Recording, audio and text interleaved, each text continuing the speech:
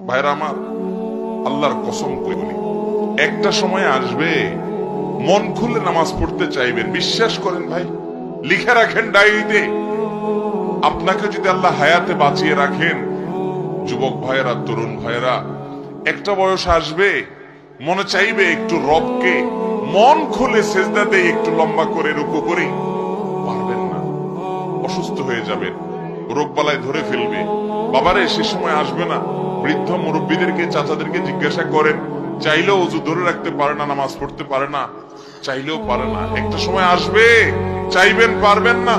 নামাজটাকে সুন্দর করেন, সময় মতো পড়েন, অনেক রাকাত নামাজ পড়বেন, নফল নামাজ পড়বেন। এটার চেয়ে উত্তম হলো ফরজটা পড়লেন, মূল সুন্নত গুলাই পড়লেন, কিন্তু ধীরস্থিরতার সাথে পড়লেন। 10 রাকাত তাড়াহুড়া করে পড়ার চাইতে 2 রাকাত আস্তে আস্তে পড়া অনেক বেশি